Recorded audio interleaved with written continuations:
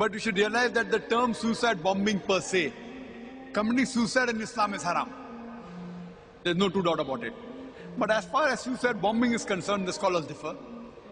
What they say that the word suicide is a misnomer. It's a misnomer. In suicide, a person is fed up of his life and he wants to end his life. In this, they say it is a strategy of war. The main intention is to cause loss to the enemy, and while doing that, there are high chances that they will die. So therefore, it's a strategy of war, which scholars like Salman Auda say it is right. But even if you do, you should see to it that these scholars who also give permission, they say that it should be under guidance of a scholar, under the guidance of a person based on Islamic Sharia. Normally should not kill innocent human being. You can't kill innocent human being. It's haram in Islam according to Surah Ma'idah chapter 5 verse 2. Taking all this into consideration, in some cases, some scholars give permission, it can be done. Hope that answers the question.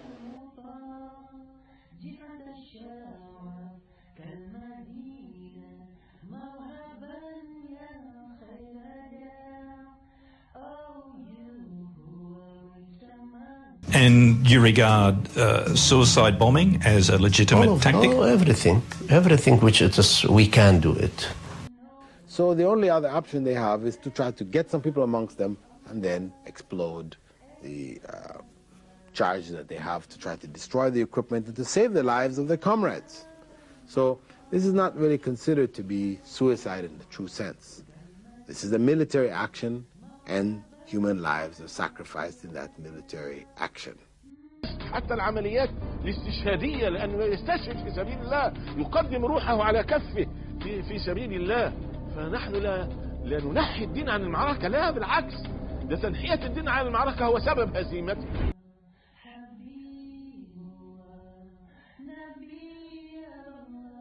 But at the end of the day, innocent people, when we say innocent people, we mean Muslims. That's why when you hear on the news the Mujahideen, of Hijaz, they kill those British and they kill those Americans, don't be surprised. It's not some new phenomenon to kill the enemies of Allah. And you may say to yourself, no, they're innocent. No kafir is innocent. Innocence, this, abriya is only for the Muslims. No kafir is innocent. In war, the Muslims are not distinguishing in general between civilians and military, because those very civilians are those who put the people in charge, and those people in charge like Obama and others are sending their troops to Muslim countries, so they're not making that distinction.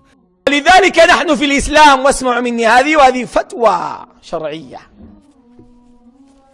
الإسلام في حربه مع الكفار لا يعرف الفرق بين الجيوش النظامية والمواطنين المدنيين. ذلك في النص جواز قتل نسائهم وأطفالهم.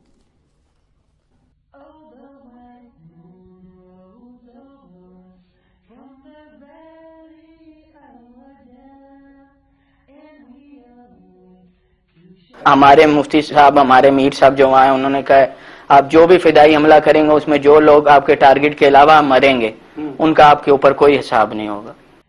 ہمیں کوئی دکھ یا کوئی پچھتاوا نہیں ہوتا کہ اس میں اگر ہمیں ایک ٹارگٹ ہمارے امیر نے دیا کہ یہ آپ نے جانا ہے، اگر وہاں 2 بندوں کو مارنا ہے، اگر ہمیں 100 بھی مارنے پڑے ہم مار دیں گے. نہیں تو کسی جگہ پہ دیکھیں وہ مساجد میں ہو جاتے ہیں اور اس میں بالکل وہ جو چھوٹے چھوٹے بچے اس میں مر جاتے ہیں. حضرت یہ آپ کو یہ چھوٹے بچے کیوں معصوم لگ گئے؟ اچھا وہ یعنی اس بچے کو بھی آپ بے گناہ نہیں سمجھتے؟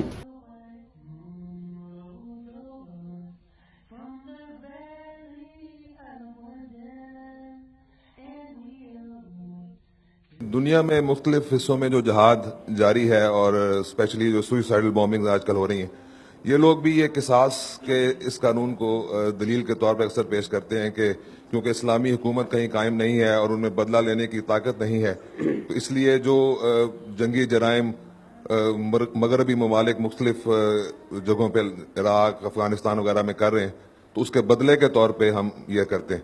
اس کے بارے میں ذرا وضاحت فرمائیں. یعنی اس کے بدلے کے طور پر معصوم اور بے گناہ جانوں کو مار دیا جائے گا. یہ بدلہ ہم آپ لے سکتے ہیں؟ اگر مثال کے طور پر کسی آدمی نے میرے باپ کو قتل کر دیا ہے، میرے بیٹے کو قتل کر دیا ہے، تو میں اس کی ماں کو قتل کر سکتا ہوں؟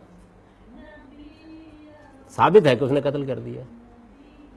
تو کسی معصوم کی جان کے بارے میں جو لوگ یہ استدلال کرتے ہیں، میں ان کو وہی بات کہتا ہوں جو قرآن مجید نے کہی ہے کہ جب زندہ گاڑی جانے والی لڑکی سے پوچھا جائے گا تمہیں کس گناہ میں قتل کیا گیا. تو آپ کو احساس نہیں ہوتا اس بات کا کہ کس طرح معصوم بچوں کے پرخچے اڑتے ہیں، کس طریقے سے بے گناہ لوگ جو ہے ان کو اڑا دیا جاتا ہے. یہ جہاد ہے، یہ بدترین جرم ہے، اور یہ وہ جرم ہے کہ جس کی سزا ابدی جہنم قرآن مجید میں بیان ہے. تعجب ہوتا ہے کہ جب اس طرح کی باتیں کی جاتی ہیں. یہ اسلام ہے جس میں ابھی میں نے آپ کو جو آیت سنائی کہ آزاد کے بدلے میں وہی آزاد، غلام کے بدلے میں وہی غلام، عورت کے بدلے میں وہی عورت. اور یہاں صورت یہ ہے کہ معصوم لوگ، سڑک پر جاتا ہوا ایک عام آدمی، آپ اپنے بارے میں اس بات کو پسند کریں گے؟ یعنی کوئی آدمی جو ہے وہ اگر فرض کیجئے کہ آپ نے کوئی جرم کیا ہے تو آپ کی ماں، بہن، آپ کی بیٹی کو نقصان پہنچائے تو آپ پسند کریں گے اس بات کو؟ گوارا کریں گے اس بات کو؟ سوچیں گے تھوڑی دیر کے لیے؟ انسان کو اللہ نے ضمیر دے رکھا ہوا ہے، اسلام میں اس کی ہرگز کوئی اجازت نہیں. ایک اسلامی اور غیر اسلامی ملک میں جنگ ہو، غیر اسلامی ملک ہزاروں لاکھوں بم آبادیوں پر برسا کر لاکھوں لوگوں کو ہلاک اور اپاہج کر دے، تو آپ کے نزدیک تو اسلامی ملک کو صرف دشمن کے فوجی ڈھونڈ کر مارنا ہوگا. جی ہاں، یہی ہوگا. اس کی وجہ یہ ہے کہ وہ خدا کے حکم کی خلاف ورزی کر سکتے ہیں، ہم نہیں کر سکتے. یہی ہوگا، اس لیے کہ ہم مسلمان ہیں، ہم خدا سے ڈرنے والے ہیں، ہم اس کا تقویٰ رکھتے ہیں. ہم یہ نہیں کر سکتے کہ ایک آدمی اگر ہماری ماں بیٹی پر ظلم کر دے تو ہم اس کی ماں بیٹی پر ظلم کریں. نہیں کر سکتے. اپنے اس نقطہ نظر کو بدلیے، اس لیے کہ مسلمان ہونے کا مطلب یہ ہے کہ انتہائی ظلم کے باوجود بھی ہم ظلم نہیں کریں گے، انتہائی زیادتی کے باوجود بھی ہم زیادتی نہیں کریں گے. ورنہ تو پھر آپ اسی جاہلیت پر کھڑے ہیں جس جاہلیت کو حضور نے ختم کیا تھا.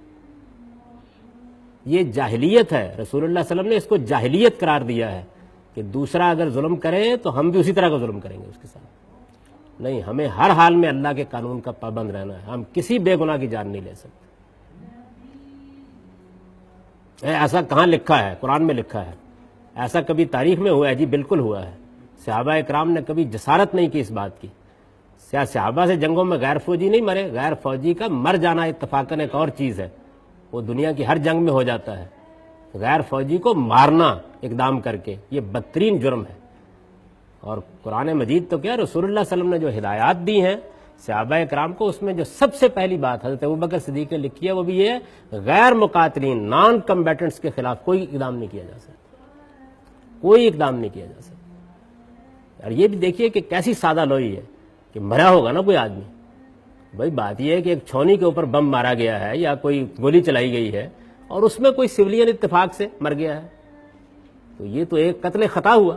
اس کے اوپر بھی آپ کو معلوم ہونا چاہیے کہ تنبیہ کی جاتی ہے ہمیشہ، یعنی معذرت کی جاتی ہے، معافی مانگی جاتی ہے. قرآن مجید، آپ انسانی جان کی حرمت کو قرآن میں دیکھیں کیا چیز ہے وہ. قرآن تو یہ کہتا ہے کہ اگر غلطی سے کسی انسان کا قتل ہو گیا، کوئی ارادہ نہیں تھا، تو آپ کو اس کے اوپر بھی 2 مہینے کے روزے رکھنے ہوں گے اور اس کے ساتھ دیت ادا کرنی ہوگی. غلطی سے، کوئی ارادہ نہیں تھا. یہ جگہ دی ہے اللہ تعالیٰ نے انسانی جان کو. اور رسول اللہ صلی اللہ علیہ وسلم نے فرمایا ہے کہ یہ جو کعبہ ہے اور یہ جو ذوالحج کا مہینہ ہے اور یہ جو مکے کا شہر ہے، فرمایا کہ جو حرمت اس کی ہے وہی انسانی جان کی حرمت. اس کو مذاق سمجھتے ہیں لوگ.